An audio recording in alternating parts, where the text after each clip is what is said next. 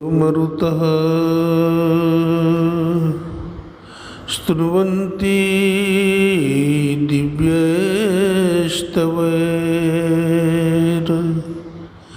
वेदैः साङ्गपदक्रमोपनिषदैर् गायन्ति यं सामगाः ध्यानावस्थितद्गतेन मनसा पश्यन्ति यं योगिनो यस्यान्तं न विदुः सुरासुरगणाः देवाय तस्मै नमः। ध्यानमूलं गुरुर्मूर्ति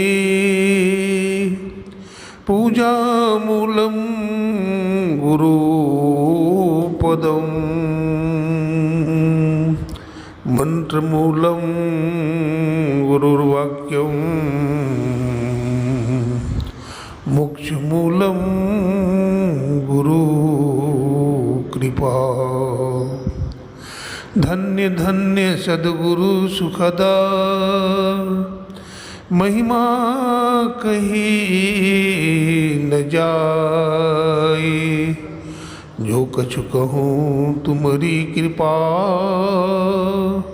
मोते कछु न बसाए। बोलिए प्रेम से श्री सद्गुरु महाराज की।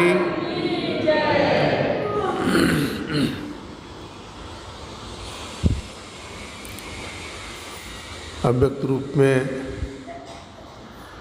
अनंत श्री विभूषित त्रैलोक पावन विश्ववंद्य जगदाधार 20वीं सदी के जाज्वल्यमान प्रचंड मार्तंड संत सद्गुरु महर्षि मही परमहंस जी महाराज के त्रैलोक पावन पाद पद्मों में कोटि कोटि साष्टांग दंडवत प्रणाम। उनके मस्तिष्क स्वरूप ब्रह्मलीन पूज्यपाद महर्षि संत सभी परमहंस जी महाराज, उनके हृदय स्वरूप पूज्यपाद ब्रह्मलीन महर्षि साई स्वामी जी महाराज तथा संत मत के वर्तमान आचार्य महर्षि हरनंदन परमहंस जी महाराज के चरण कमलों में कोटि कोटि नमन करते हैं, कोटि कोटि प्रणाम करते हैं। हमारे परम श्रद्धेय परम आदरणीय हमारे अध्यक्ष महोदय पोद्दार साहब, हमारे परम आदरणीय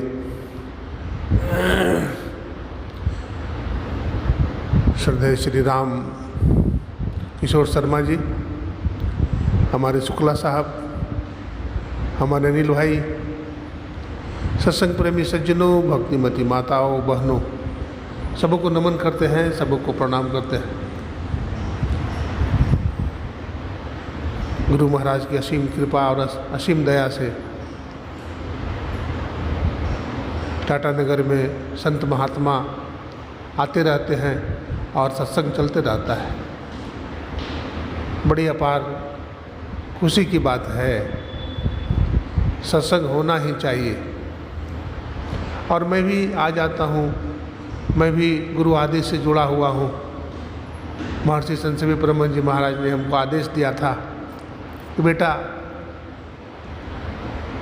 तुमको टाटा नगर में सत्संग करते रहना है, जाते रहना है। मैंने कहा हुजूर हमको भेज रहे हैं तो कितना दिन सत्संग करेंगे? बोला कितना दिन सत्संग करेंगे? तो पूछता है जब तक वो लोग कहेंगे सत्संग करने के लिए, छोड़ करके नहीं आना है।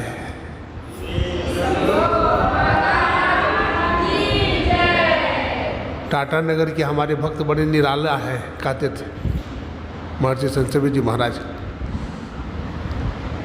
बहुत अच्छे सत्संगी लोग हैं वहाँ, इसलिए उन लोगों को सत्संग जरूर सुनाना। तो उनका आदेश का पालन करने के लिए मैं आ जाता हूँ।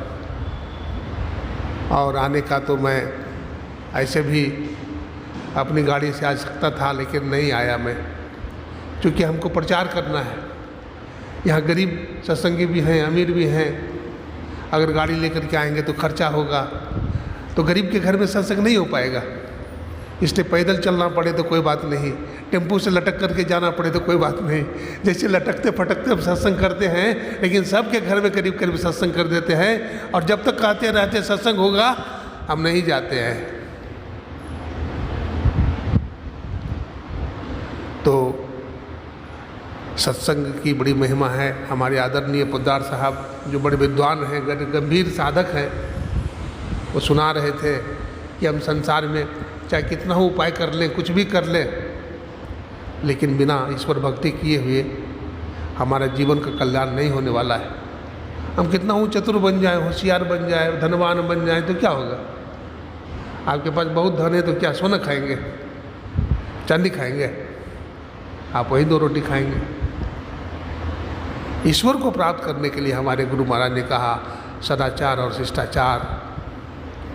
अगर आप सदाचारी नहीं हैं, आप शिष्टाचारी नहीं हैं, आप मनमुख हैं तो क्या करेंगे? मनमुख नहीं बनिए, गुरुमुख बनना है। गुरु को शिष्य पे राखिए। कबीर साहब कहते हैं गुरु को शिष्य पे राखिए, चलिए आज्ञा मान, अकह कबीर दास को 3 लोक भयना है। गुरु महाराज को माथे पर रखिए, यानी उनकी बात को, उनके आदेश का पालन कीजिए। क्या है गुरु महाराज का आदेश? गुरु महाराज हम लोगों को क्या सिखाए हैं?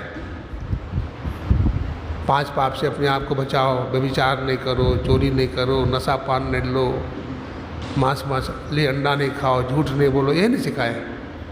और क्या सिखाए? त्रैकाल संध्या कीजिए, ब्रह्ममुहूर्त में ध्यान कीजिए। हम ब्रह्ममुहूर्त में ध्यान करते नहीं हैं, आलस में पड़े रहते हैं। ब्रह्ममुहूर्त में जागिए, जागिएगा तो बड़ा लाभ होगा। जो सत्संगी भाई साधक जगते हैं उनको बहुत लाभ होता है। सबसे पहले तो आप स्वस्थ हो जाएंगे, आपका शरीर स्वस्थ हो जाएगा। आपका शरीर जो मटमैला लगता है, मलिन लगता है, आपका शरीर में तेज हो जाएगा। क्यों? गुरु का तेज आ जाएगा।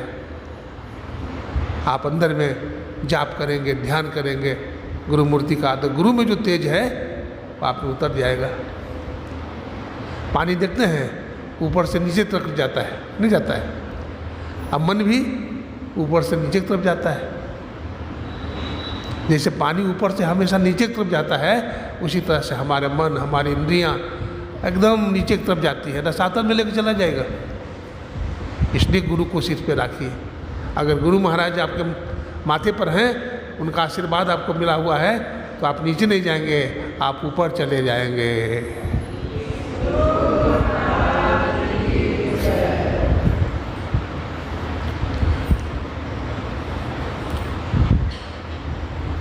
अभी सुन रहे थे पाठ में, हमारे भक्त प्रवर गोस्वामी तुलसीदास जी महाराज बहुत ऊंचे कोटि के संत हुए।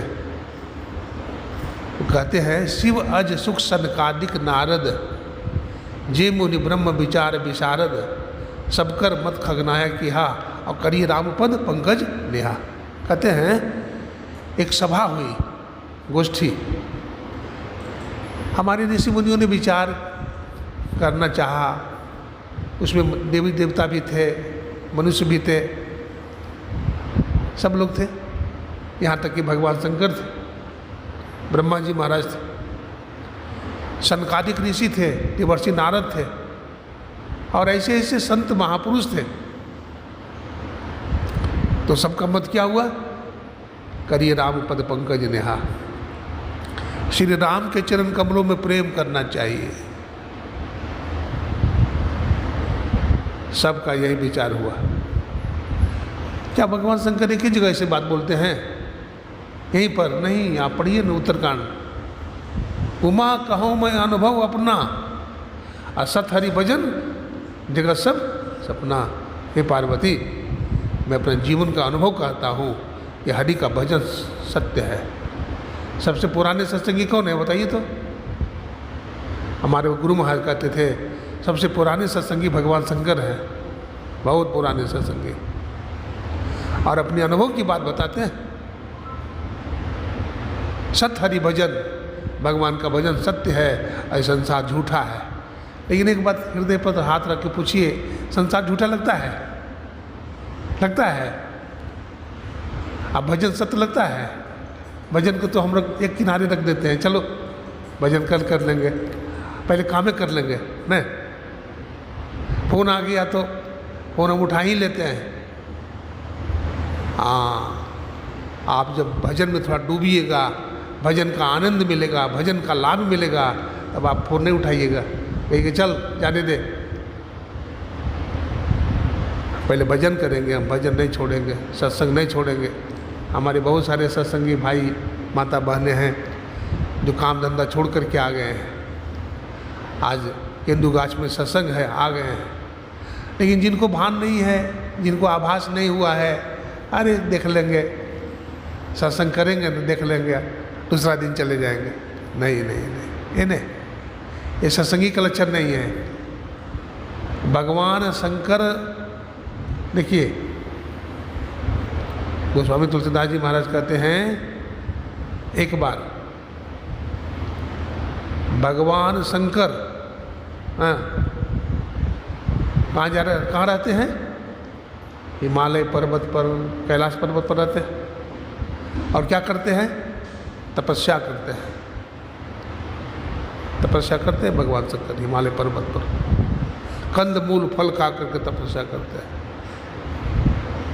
हमेशा भात दाल सब्जी मत खाओ, कभी कभी कंद मूल फल खा करके रह जाओ, पानी पी के रह जाओ, शरीर स्वस्थ रहेगा। नहीं तो मुक्त भोगी बन जाओगे, शरीर में बीमारी। आदमी खा करके ही मरता है, भूखे रह कर कोई मरा है आज तक? नहीं मरा है। जो भी मरा है खा करके मरा है। इसलिए कम खाओ, भोजन कम खाओ, पानी ज़्यादा पियो, शरीर स्वस्थ रहेगा हमारा। शरीर स्वस्थ होगा तभी भजन की बात है। शरीर अस्वस्थ है तो भजन की बात ही नहीं है। हाँ, इसलिए शरीर को भी थोड़ा स्वस्थ रखना चाहिए। सीधा बीधा हम नहीं बैठ पाते हैं, टाइट बैठ हम कहाँ बैठ पाते हैं? क्यों? कमर में ताकत नहीं है। ब्रह्मचर्य का हम पालन नहीं करते हैं, ताकत नहीं बनता है। ब्रह्मचर्य का पालन कीजिए। हमारे गुरु महाराज कहते हैं, ब्रह्मचारी को भजन करने में बल मिलता है। ब्रह्मचर्य का पालन सबको नहीं कर सकता। जिस पर गुरु की कृपा है, परमात्मा की कृपा है, वही ब्रह्मचर्य व्रत में अपने को रख सकता है।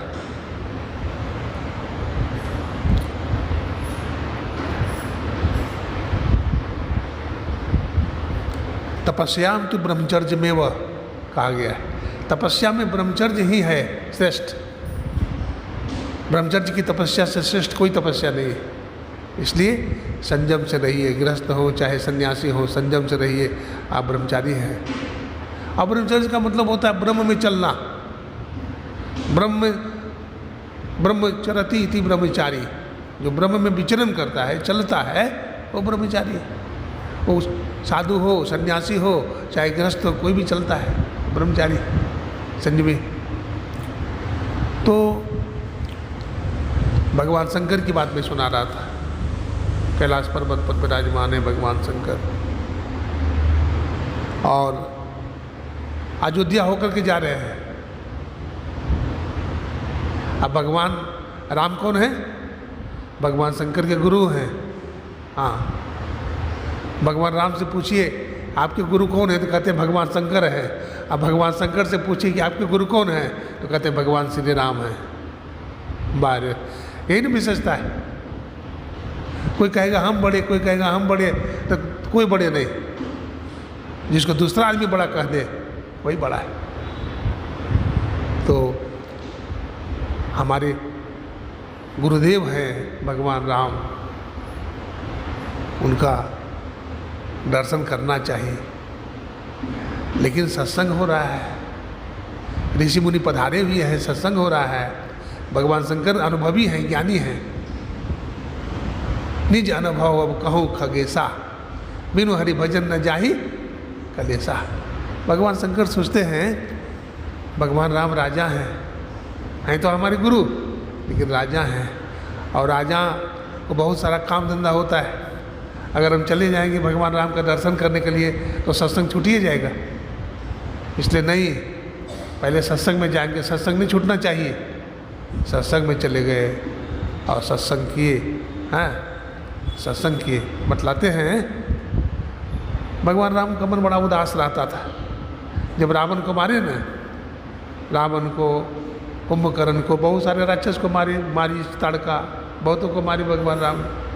तो भगवान राम बड़े उदास रहते थे। तो वशिष्ठ मुनि ने सोचा कि इसका मन हम किसी तरह से सत्संग में लगा देते हैं। तो क्या करना पड़ेगा भाई? आयोजन करने के लिए कहा भगवान राम, एक सत्संग का आयोजन करो। भगवान राम सत्संग का आयोजन करवाते हैं और लक्ष्मण और भरत जी को काम सौंप देते हैं भगवान राम कि सत्संग की व्यवस्था तुम दोनों को करना है। हम राजपट चलाएंगे और सत्संग का तैयारी तुम दोनों को करना है। अब लक्ष्मण जी महाराज और भरत जी महाराज को लगा दिया, सबको निमंत्रण भेज दिया, सत्संग का आयोजन हो गया।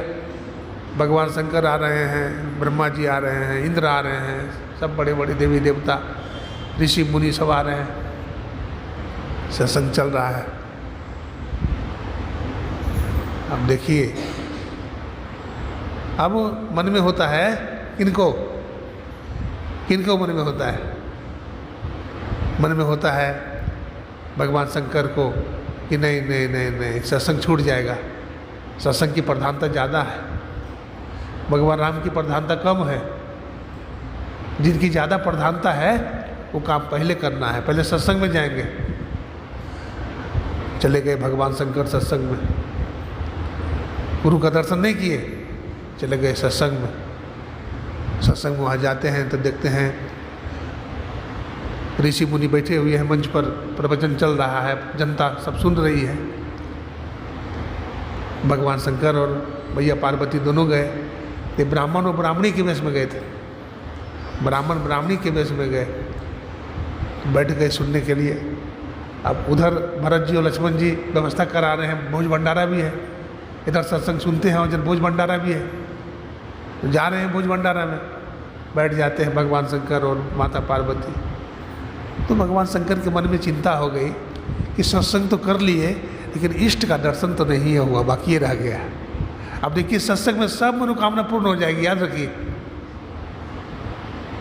सत्संगत जग सार साधो, सत्संगत जग सार रे। और गंगा नहाए जमुना नहाए, नहाए हरिद्वार रे। और कोटि तीर्थ कर आए, मन का नहीं सुधारे। और सत्संगति संसार साधो, सत्संगति संसार में सत्संगति सार है। सत्संग को जो समझ लेगा, सत्संग को समझ लेगा मतलब क्या? सत्य को समझ लेगा, ईश्वर को समझ लेगा, उसी का सत्संग करना सार्थक ने। जो ईश्वर को समझ लिया, जिसको तत्व ज्ञान आत्मज्ञान हो गया, तत्वबोध हो गया, आत्मानुभूति हो गई, यही कहेंगे। तो भगवान शंकर मन में सोचने लगे, सत्संग तो मिल गया लेकिन भगवान राम का दर्शन तो नहीं हुआ। तो भगवान शंकर ने लीला किए। क्या? भगवान शंकर और माता पार्वती ने लीला कर दिया। भंडारा में क्या चल रहा है? दही चूड़ा चीनी, दही चूड़ा चीनी चल रहा है और खाए जा रहे हैं ब्राह्मण देवता और ब्राह्मणी माता पार्वती। अब दिए जा रहे हैं, खाए जा रहे हैं। अब ऐसे करते ही नहीं हैं, वो दिए जा रहे हैं लक्ष्मण जी महाराज, भरत जी महाराज। अब भंडार खाली होने लगा, 20 कमरे खाली हो गए चूड़ा के, और 100 ड्राम दही खत्म हो गए, चीनी कितना बोरा खुल गया। अब पेट नहीं भर रहा है, खाते जा रहे हैं। तो भरत जी को, लक्ष्मण जी को चिंता हो गई, अब तो इज्जत नहीं बचेगा। अब भगवान राम के पास जाते हैं। भगवान राम कहते हैं, भरत कैसे आना हुआ? बोला भैया अब इज्जत चला जाएगा। बोला कैसे? बोले एक ब्राह्मण और ब्राह्मणी आए हैं, बड़े विलक्षण लग रहे हैं, कितना खाएंगे कुछ समझ में नहीं आता, खाए जा रहे हैं। अब भंडार खाली हो रहा है, इसलिए आपके पास मैं आया हूँ। भगवान राम कहते ठीक है मैं चलता हूँ। भगवान राम चलते हैं तो वहाँ देखते हैं जा कर के भगवान शंकर और माता पार्वती एकदम बैठे हुए हैं। भगवान राम वहाँ पहुँचते हैं, प्रणाम करना चाहते हैं भगवान श्री राम भोलेनाथ को, लेकिन भोले बाबा ही हाथ धो करके क्या करते हैं? भगवान राम को प्रणाम करना चाहते हैं। भगवान श्री राम चरण पकड़ने नहीं देते हैं, गले लगा लेते हैं। कहते प्रभु आप भी हद कर दिए, आप भी प्रभु हद कर दिए। देखिए दर्शन हो गया कि नहीं? इष्ट का भी दर्शन हो गया सत्संग में। हाँ, आप सत्संग करेंगे सब काम छोड़ करके तो सब काम पूरा हो जाएगा आपका। और सत्संग करते रहेंगे तो एक दिन परमात्मा भी मिल जाएंगे, आप ईश्वर मिल जाएंगे। इसलिए सत्संग करें। गुरु महाराज आप पढ़िए, गुरु महाराज का सबसे महत्वपूर्ण पुस्तक कौन है? अभी हमारे आदरणीय रामकिशोर बाबू पाठ कर रहे थे ना, सत्संग सुधा सागर। सत्संग सुधा सागर, सत्संग है, सुधा है, सुधा माने अमृत, और सागर मतलब अथाह, कोई था नहीं। अब महर्षि संतसेवी जी महाराज एक पुस्तक लिखे हैं, ज्ञान गंगा। क्या किताब लिखे हैं? ज्ञान गंगा। अब गंगा जी कहाँ मिलती है? सागर में नहीं। महर्षि संतसेवी जी महाराज महर्षि मेही में जाकर के मिल गए हैं। देखिए, महर्षि संतसेवी जी महाराज को कहते थे गुरु महाराज ये हमसे बेसी जानते हैं। जब भी गुरु महाराज भूलते थे ना, कोई पद, कोई चौपाई, कोई दोहा, तो झट से संतसेवी जी महाराज कह देते थे। गुरु महाराज कहे कि संतसेवी जी हमारे मस्तिष्क हैं, ये हमसे बेसी जानते हैं। अगर इनसे कोई बेसी जानता हो तो इनकी जगह पर बैठ के दिखावे। ऐसे थे महर्षि संतसेवी जी महाराज। बड़े हंसमुख थे, बड़े उदार थे, बड़े गंभीर थे, बहुत ऊंची कोटि के साधना थी उनकी महर्षि संतसेवी जी महाराज की। एक बार हमारे माथा में दर्द था, हमारा माथा में, हमको मलेरिया हो गया था, तो कई दिन तक हम महर्षि संतसेवी जी महाराज का दर्शन करने नहीं गए। तो महर्षि संतसेवी जी महाराज पूछने लगे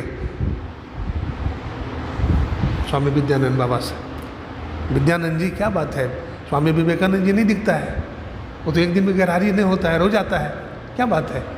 तो हुजूर मिले थे हमको, बीमार हैं वो, इसलिए नहीं आ पाते हैं, शरीर कमज़ोर हो गया है। बोला आप लोग ने देखा नहीं, इलाज उलाज नहीं करवाया? देखना चाहिए। इतने में उसी दिन हमारे मन में हुआ कि महर्षि संतसेवी जी महाराज का दर्शन करने हम जाएंगे आज। हाँ, आज जरूर जाएंगे। सो हम उठे और किसी तरह से हिम्मत करके गुरु महाराज का नाम लेकर चल दिए। जब वहाँ पहुँचे तो हुजूर हमारे बारे में ही बोल रहे थे, कहते देखो आ गया। तो हुजूर को हम प्रणाम करते हैं, श्री चरणों में प्रणाम करते हैं। तो जैसे ही प्रणाम करते हैं तो कहते क्या हुआ विवेकानंद जी? तो हुजूर मलेरिया हो गया है, अब मलेरिया से टाइफाइड हो गया है, शरीर में बहुत कमजोरी हुजूर, सिर लगता है फट जाएगा, शरीर कांपता है, चला नहीं जाता है, अब भूख नहीं लगती। तो कहते हैं कहाँ दर्द होता है? तो माथा से अंगुली से हमारा माथा छू देते हैं, यहाँ दर्द होता है। बोले हाँ हुजूर यहीं पर होता है। तो कहते जाओ तो हमारा बिस्तर झाड़ के आओ। तो हम कमरा में चले जाते हैं और तौलिया उठा करके हुजूर का पूरा गद्दा झाड़ देते हैं, और झाड़ करके आते हैं तो हुजूर हमारा फिर हाथ पकड़ते हैं, कहते तुम्हारा कहाँ बुखार चढ़ो? उसी टाइम में हमारा मन हल्का हो गया, अब बुखार गया सो फिर कभी नहीं आया। तो ऐसे थे महर्षि संतसेवी परमहंस जी महाराज, है ना। वो बराबर यहाँ आते थे और आप लोगों को सत्संग सुनाते थे। हाँ, और उनके नाम पर कहाँ कहाँ से लोग आदमी आ जाते थे। हाँ? वाणी में बड़ा आकर्षण था, बड़ा तेज था, बड़े महापुरुष थे। वो सब महापुरुष आज नहीं हैं। हमारे महर्षि साहिब स्वामी जी महाराज भी बड़े ऊंचे कोटि के महापुरुष रहे हैं, उनका भी शरीर आज नहीं है। हमारे नेपाल के महान आचार्य हमारे ब्रह्मलीन श्रद्धेय श्री दल बहादुर बाबा, उनका शरीर भी आज नहीं है। सब महापुरुष जा रहे हैं, हम लोग भी नहीं रहेंगे, सब दिन रहेंगे। हम लोगों का भी शरीर पूरा हो जाएगा। अगर ये मानव जीवन में कुछ किया नहीं, न सत्संग किया, न ध्यान किया, न कुछ अच्छा काम किया, तो क्या होगा? गाय भैंस की तरह शरीर ऐसे छूट जाएगा और दुर्गति हो जाएगी, बड़ी दुर्गति हो जाएगी। हमारे गुरु महाराज एक बार नेपाल जा रहे थे, नेपाल की बात बताता हूँ। तो वहाँ के लोग बड़े तैयारी करते थे, हैं गरीब लोग लेकिन बड़े श्रद्धालु लोग हैं नेपाल के। बैलगाड़ी से जा रहे थे गुरु महाराज, और कुछ बारिश होने लगी तो पानी हो गया था दोनों तरफ में। तो गुरु महाराज बैलगाड़ी से जा रहे थे, ले जा रहे थे, और उधर से भी एक गाड़ीमान बैलगाड़ी से आ रहा था। तो उस पर बहुत सारा सामान लदा हुआ था, बहुत सारा सामान लदा हुआ था। तो वो सोचा कि संत की गाड़ी पहले निकलने देते हैं।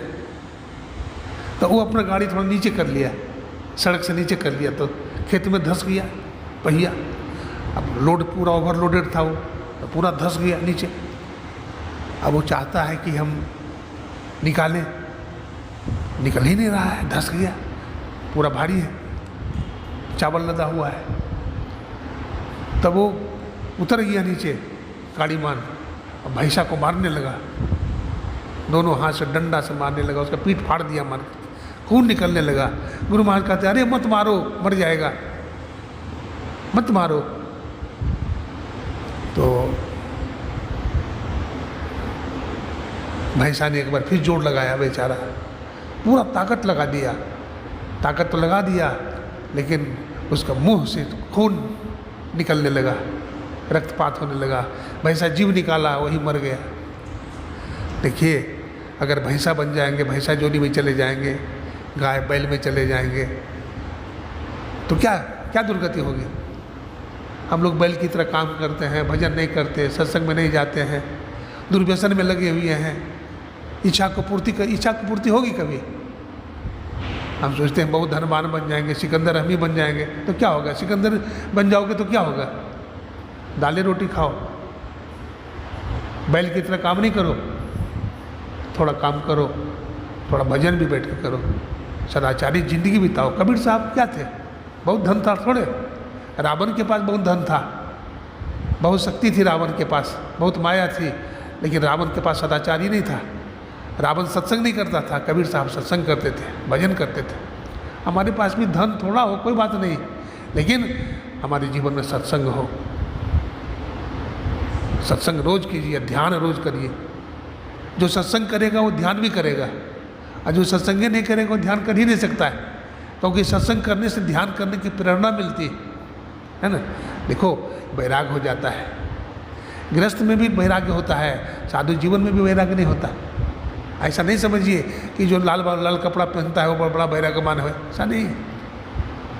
हमारे गुरु महाराज गृहस्थ को बहुत आदर देते थे। गृहस्थ में भी लाल छिपे हुए हैं बहुत सारे, जो पातिव्रत धर्म का पालन करते हैं। हमारी माताएं, हमारे भाई एक पत्नी व्रत धर्म का पालन करते हैं। जब तक ऐसा हम नहीं करेंगे, तब तक ईश्वर की तरफ हम एक कदम भी नहीं चल सकते हैं। इसलिए हृदय पर हाथ रख करके सोचिए कि हम क्या करते हैं। अगर ऐसा करते हैं, सत्संग करते हैं, ध्यान करते हैं, सदाचारी जीवन बिताते हैं, समाज की सेवा करते हैं, तो आप सही काम करते हैं। अगर ऐसा नहीं करते तो गलत करते हैं। हमारे देश में एक से एक रत्न हुए, स्वामी दयानंद सरस्वती जी महाराज, जिनके गुरु स्वामी बिरजानंद जी महाराज हुए, स्वामी रामतीर्थ जी महाराज, महर्षि अरविंद, और स्वामी विवेकानंद जी महाराज, सर्वपल्ली राधाकृष्णन जी महाराज, बहुत हुए महापुरुष। ये लोग सच्चे देशभक्त थे। स्वामी दयानंद जी महाराज, स्वामी बिरजानंद जी महाराज के शिष्य थे, बड़े होनहार थे। जब विद्या अध्ययन हो गया तो गुरु दक्षिणा लाने के लिए कहा कि गुरु दक्षिणा ले आओ। तो स्वामी दयानंद जी महाराज क्या गुरु दक्षिणा लावेंगे, कुछ था नहीं, सन्यासी थे। तो किसी से लौंग मांग करके दिया है, लौंग। तो कहते लाओ गुरु दक्षिणा। अब गुरु मांगेंगे क्या, उनको तो क्या नहीं है। शिष्य को बनाते हैं, शिष्य को तैयार करते हैं, कहें दो गुरु दक्षिणा। तो स्वामी दयानंद जी महाराज कहते, हुजूर हम क्या गुरु दक्षिणा दे सकते हैं, हम तो अकिंचन हैं, हम तो निर्धन हैं, हम क्या दे सकते हैं। हमारे पास लौंग है, लौंग दे दे। बोले लाओ, लौंग लेकर के मुँह में डाल लिए। स्वामी बिरजानंद जी महाराज कहते हैं देखो दया, हम तुमसे वो सब लालसा नहीं रखते हैं कि तू हमको धन देगा। बेटा, हम दुनिया का बहुत अन्न खाए हैं। स्वामी बिरजानंद जी कहते हैं देख हमारे पीठ में फोड़े हैं। ये बात रामकृष्ण परमहंस जी भी कहते थे, नरेंद्र देव से कहते थे कि बेटा हमने दुनिया की बहुत रोटी खाई है। स्वामी विवेकानंद जी कहते थे हम हिमालय जाएंगे। क्यों रे? तपस्या करने के लिए। अरे बेटा तू अपनी मुक्ति के लिए जाएगा हिमालय तपस्या करने के लिए? तुम देश में देखते नहीं हो कितने गरीब लोग हैं, भूखे हैं, नंगे हैं, इसको ज्ञान देने वाला कोई नहीं है, झोपड़ी में रहता है। कभी सन्यासी को चिंतन होना चाहिए कि ऐसे लोग झोपड़ी में रहते हैं, कितने गरीब हैं बेचारे, हैं हॉस्पिटल में भर्ती हैं, इलाज कराने के पैसे नहीं हैं। उसके बारे में सोचते हो? उसके बारे में नहीं सोचते हो बेटा। उसके बारे में कौन सोचेगा? माथा पर हाथ रख देते हैं रामकृष्ण, सद्बुद्धि आ जाती है। गुरु का हाथ माथे पर आ जाते हैं, सद्बुद्धि आती है। तब विवेकानंद जी महाराज को रामकृष्ण परमहंस जी महाराज ने तैयार किया।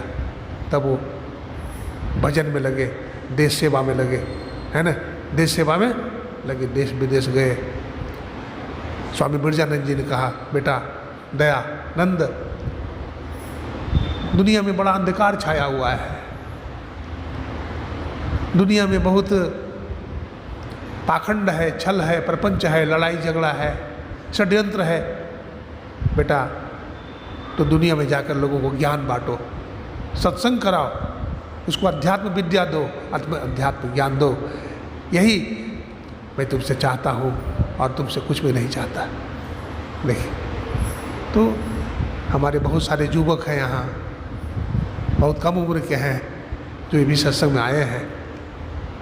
जीवन का लक्ष्य समझिए, क्या केवल खाना पीना, शादी विवाह कर लेना, बाल बच्चा पैदा कर लेना, उसकी शादी कर लेना। हाँ बहुत लोग कहते हैं हम शादी कर लिया बेटा का, अब हम मुक्त हो गए। बारे बाबा, इतना आसान नहीं है दुनिया में। केवल अपने लिए मत सोचिए, सबके लिए सोचिए, वही जिंदगी है। केवल अपने लिए मत सोचिए, सबके लिए सोचिए, सबके लिए सोचिए। हमारे बहुत सारे सत्संगी हैं, हमारे शर्मा जी हैं, देखिए प्रचार करते हैं, अपना काम भी करते हैं और इस सत्संग का सेवा करते हैं, पैसा नहीं लेते हैं, सेवा करते हैं। हमारे निराला साहब हैं, बेचारे बीमार हैं अभी। हमारे पोद्दार साहब हैं, पैसा लेते हैं, कितना पढ़े लिखे हैं, इंजीनियर हैं, और देखिए ऐसे सेवा करते हैं। ये सेवा है, सेवा करिए, जैसे भी करिए। हमारे गुरु महाराज ने कहा जैसे बने वैसे करो कमाई, जैसे बनता है वैसे कमाई करिए, भजन सत्संग जरूर करिए। अभ्यास नहीं कीजिएगा, समझिए कि अपने आप को धोखा दे रहे हैं। बैठिए जरूर ध्यान में जरूर बैठिए। ध्यानाभ्यास करो सत्सद ही, चातक दृष्टि बनाई हो, लखत लखत छवि बिंदु प्रभु की, ज्योति मंडल धसधाई हो। हमारे शरीर में ज्योति है। आप कहेंगे बाबा गप मारते हो, ज्योति कहाँ है? आप भाई गोता लगाओगे तो ना ज्योति मिलेगा। ध्यान नहीं करते हो तो ज्योति कहाँ से मिलेगा? बैठो तो पहले जाप तो जपो। पहले मन जो है भाग रहा है, जाप में लगाओ। अगर जाप में आप मन को लगा दिया, आप गुरु की गोद में चले गए।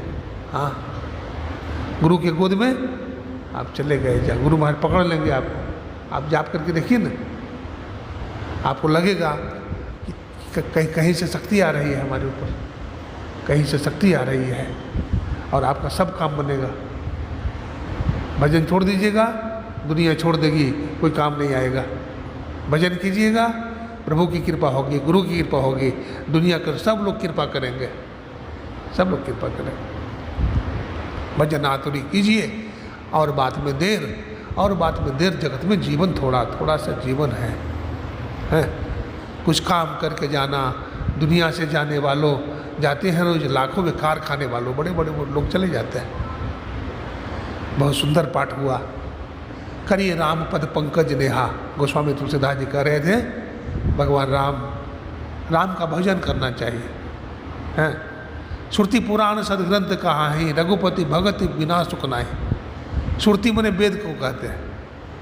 पुराण 18 है, 18 पुराण में भी यही बात है कि राम का भजन करना चाहिए। बैठिए, एक आसन से ज़्यादा देर तक बैठना चाहिए साधक को। जो साधक चाहता है हमारा ध्यान में तरक्की हो, तो एक आसन से आप ज़्यादा देर तक बैठिए। और ये देखिए, आसन हमारा नहीं हिले, है ना, आसन हिलते डुलते रहता है तो नहीं हुआ। और इसे हिलेगा पहले, ऐसी बात नहीं है, अभ्यास के टाइम में हिलेगा, लेकिन उसको आप आदत डालिए, स्थिर होकर के बैठिए, शरीर गर्दन मस्तक को सीधा करके बैठिए।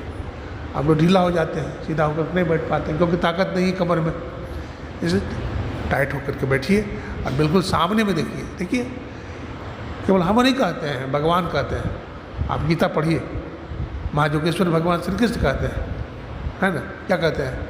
सम आसन आसीना। भगवान श्री कृष्ण उद्धव को बता रहे हैं भागवत महापुराण में, सम आसन आसीना। हे उद्धव, शरीर गर्दन मस्तक को सीधा करके नासाग्र में देखो। भगवान कहते हैं कहाँ देखो? नासा, नासा बने नाक की अग्रभाग में। अब भगवान कहते हैं दिशाश्चान अवलोकयन, किसी भी दिशा की तरफ मत देखो। कितनी दिशा है? 10 दिशा है, पूरब, पश्चिम, उत्तर, दक्षिण, 4 कोना, 8, ऊपर नीचे, 10 हो गया। तो भगवान कृष्ण कहते हैं हे उद्धव, किसी भी दिशा की तरफ मत देखो। तो फिर किधर देखो? सामने में देखो। सीधे चला जाना वहाँ मुर्शद ने बतवा दिया, तुलसी साहब कहते हैं। देखिए, सब संतों की एक ही मत है न, कहाँ गीता और कहाँ तुलसी साहब वही बात कह दिए, सीधे चला जाना वहाँ, सीधे चले जाओ। अगल बगल, गुरु महाराज ने यही बात कह दी, अगल बगल कहूँ दृष्टि न डोले, सन्मुख बिंदु पकड़ लागी, सुखमनिया में मोरी नजर लागी।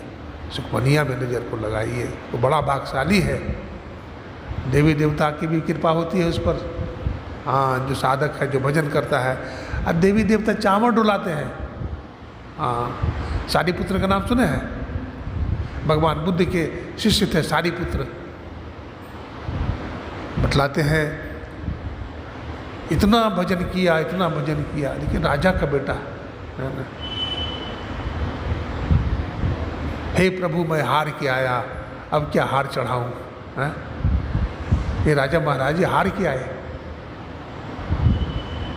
बहुत धन दौलत देखा, बड़ा बड़ा राज्य देखा, धन की गड़गड़ाहट देखा, कोठी कार देखा, उसमें मन नहीं फंसा, हजारों रानियाँ थी, मन नहीं बसा।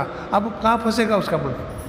अब तो भागा, अब तो भूख लगी, सच्ची भूख परमात्मा की तरफ, और परमात्मा को प्राप्त करके ही दम लिया।